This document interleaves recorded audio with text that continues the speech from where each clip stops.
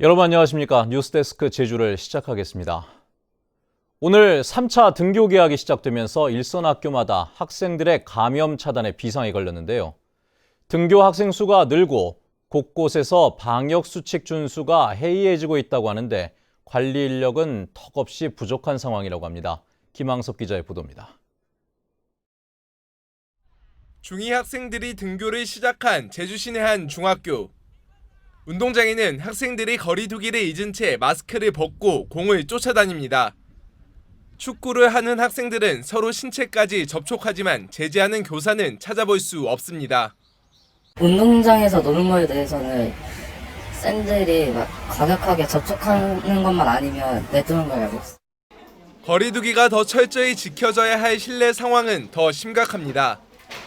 친구들끼리 가까이 모여 이야기를 나누는 모습은 여기저기에서 눈에 띄고 점심 식사를 마친 뒤에는 학생 여럿이 복도에서 마스크를 벗고 양치질도 합니다.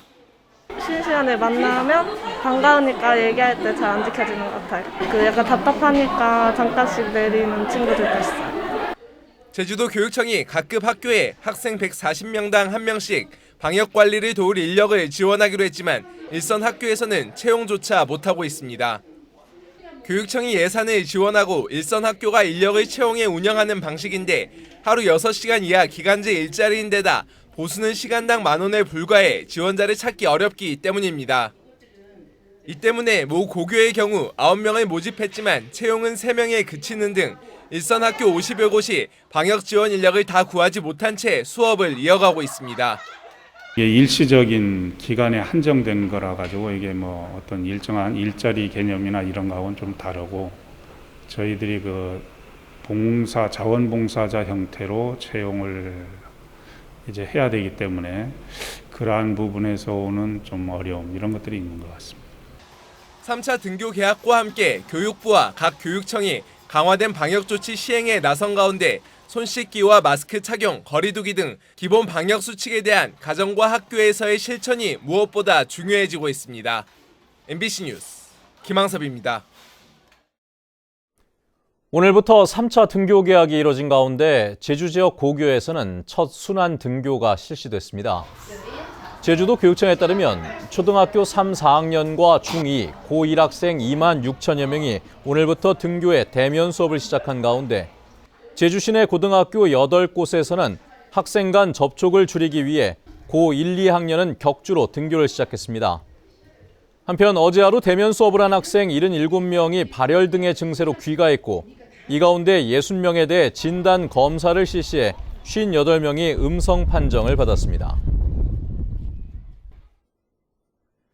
제주도가 의회에서 의결된 예산을 보조금 심의위원회 회부에 삭감한 것에 대해 의회 의결권 침해 논란이 일었었죠. 결국 도의회가 감사를 청구하기로 하면서 도감사위원회에서 시시비비가 가려지게 됐습니다. 오승철 기자입니다. 제주도 예산담당관실이 지난해 말 각 부서와 행정시, 산하기관에 보낸 공문입니다. 의회 심사 과정에서 신규 또는 증액된 사업은 보조금 심의를 받도록 하는 지침이 담겼습니다. 제주도는 이 지침에 따라 지출 구조조정이라는 명목으로 지난 1월 보조금 심의를 통해 민간 보조금을 1차로 10%씩 일괄 삭감했고 지난달 추가 삭감을 예고했습니다. 기존 사업이 증액되거나 또 신규 사업이 증액된 경우에는 지방보조금심의위원회를 통해서 투명성과 적정성을 다시 심의해야 하는 그런 규정이 있기 때문에 도의회는 반발했습니다. 도지사가 동의하고 의회가 의결한 예산을 다시 제주도가 손질하는 것이어서 도지사의 자기결정 충돌이고 의회 의결권을 침해했다는 겁니다. 도의회 행정자치위원회는 긴급회의를 열어 의회에서 신규 또는 증감돼 도지사가 동의한 사업들은 보조금 심의위원회 심의를 거친 것으로 본다는 조례를 근거로 제주도 감사위원회에 감사를 청구하기로 했습니다. 의회가 의결한 예산에 대해 제주도가 보조금 심의위원회 심의를 거쳐 예산을 조정하는 것은 제주특별자치도 지방보조금 관리조례를 위반하는 것으로 사료되므로 감사위원회에 조사를 청구하여 결국 보조금 일괄 삭감으로 불거진 논란은 감사위원회에서 시시비비가 가려지게 됐습니다. 누구의 잘잘못을 떠나 서로 힘을 합쳐 코로나19 위기를 극복해야 할 집행부와 의회가 대화와 타협 대신 소모적인 감정 싸움을 하는 것은 아닌지 이를 지켜보는 도민들의 시선이 곱지만은 않습니다. MBC 뉴스 오승철입니다. 코로나19 위기 대응을 위한 제주형 재난긴급생활지원금의 2차 지급 시기와 대상 확대 여부에 관심이 쏠리고 있습니다.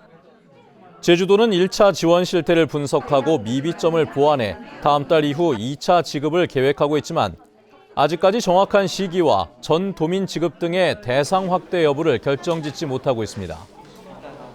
1차 제주형 재난지원금은 당초 예상보다 적은 도내 전체 세대의 42%인 12만 3천 세대에 401억 원이 지급됐습니다. 전국에서 유일하게 LNG 도시가스가 들어오지 않았던 제주에서도 얼마 전부터 LNG 공급이 시작됐습니다. 당초 기대도 많았었죠. 그런데 기존의 LPG보다 훨씬 저렴할 것이라는 설명과는 달리 가스 요금이 예전보다 더 비싸게 나오는 바람에 시민들의 항의가 빗발치고 있다고 합니다. 시청자 제보 뉴스 조인호 기자입니다. 3월 말부터 LNG 도시가스를 공급받게 된 제주 시내 한 아파트입니다. 주민들은 며칠 전 4월분 가스요금 고지서를 받아보고 깜짝 놀랐습니다. 봄이 되면서 난방을 줄였는데도 4월분 요금이 3월보다 오히려 더 높아진 데다 지난해 4월보다는 2배 가까이 많이 나온 것입니다. 단가가 900 얼마로 내려간다고 하니까 저희 부담 없이 쓸 수 있겠다라고도 생각을 하는데 갑자기 이렇게 많이 나오니까 저희는 이제 가스 전혀 어떻게 쓰지도 못하겠고 오히려 지금 가스 이런 거 쓰는 걸 인덕션으로 바꿔야 되나라는 고민도 들고. LNG 도시가스는 현재 도내 가구의 10% 정도에 공급되고 있는데요. 이처럼 고지서를 받아본 가구마다 요금이 비정상적으로 뛰었다는 민원이 속출하고 있습니다. 이에 대해 제주도는 LNG 공급이 3월 25일부터 시작되면서 31일까지 6일치 요금이 4월분에 포함된 데다 코로나로 집안에 머무는 시간이 늘었기 때문이라고 해명했습니다. 특히 가스배관 설치 등 초기 투자 비용 때문에 처음에는 공급 단가를 낮추기 어렵지만 앞으로 차츰 낮아질 것이라고 설명했습니다. 보급률이 높을수록 그 단가가 이제 떨어진다는 거죠. 투자가 이제 보급률이 높게 되면은 투자가 적게 되는 거 아닙니까? 그러게 되면은 그거에 맞게끔 단가가 떨어진다는 말씀을 드립니다. 하지만 기존 LPG 업체들은 제주 지역 LNG 업체가 남기는 마진율이 서울의 5배나 된다며 초기 투자 비용을 감안해도 지나치게 높다고 지적하고 있는 상황. 시민단체들은 제주도가 공모도 하지 않고 민간업체에 독점적인 사업권을 줬다며 특혜 의혹까지 제기하고 있어 LNG 도시가스를 둘러싼 논란은 계속될 것으로 보입니다. MBC 뉴스 조인호입니다.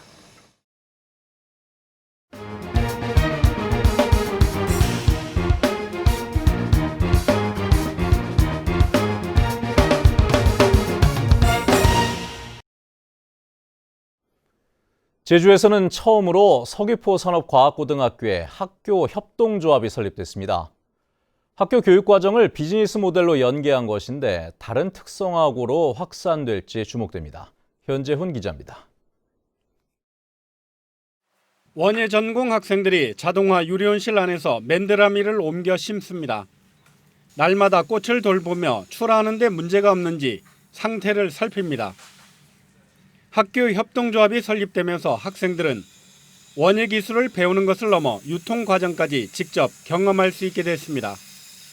여러 가지 작물들을 심고 이제 키우는 작업까지 이제 기술적인 것들만 이제 배웠지만 이제 협동조합이 생기고 나서 유통 과정을 저희가 직접 계획하고 실제로 판매까지 해보면서 더 많은 것들을 이제 배울 수 있고.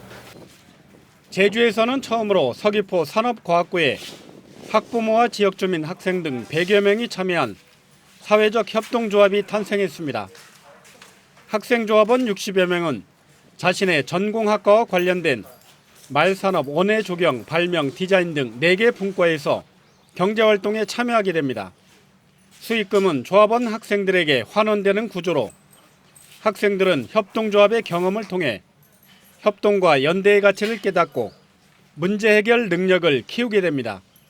공익적인 측면도 배우고 또 향후 창업을 또는 취업을 위한 기본 교육을 중점적으로 받기 때문에 사회에 나가서 아주 도움이 될 것으로 생각을 합니다. 산업구조의 급격한 변화 속에서 출범한 학교협동조합이 사회적 경제교육 실현과 특성화고의 취업률 향상에 새로운 돌파구가 될 수 있을지 주목됩니다. MBC 뉴스 현재훈입니다. 9년 동안 수돗물을 불법으로 사용해온 농가가 적발됐습니다. 서귀포시는 중문동의 한 농가가 공급을 차단시킨 배수관을 통해 지난 2011년부터 9년 동안 수돗물 약 400톤을 사용한 것을 확인하고 사용 요금의 5배인 과태료 100만 원을 부과했습니다. 서귀포시는 수돗물 불법 사용을 막기 위해 지도 점검을 강화할 방침입니다. 119 구급차 환자 사망 사고와 관련해 검찰이 운전자인 구급대원을 사법 처리하지 않기로 했습니다.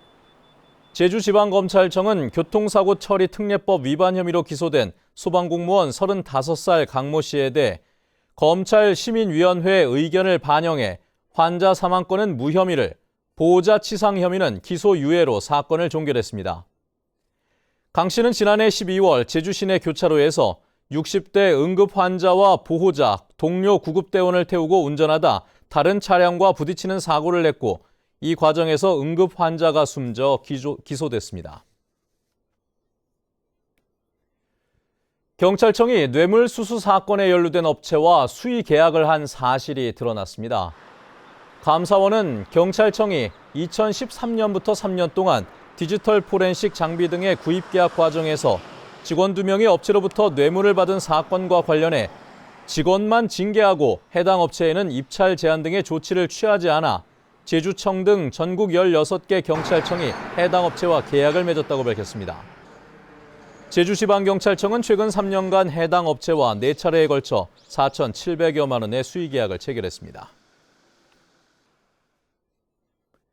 코로나19 확진 판정을 받은 경기교회 목회자 단체 여행객과 관련해 제주 지역의 추가 접촉자는 없는 것으로 확인됐습니다.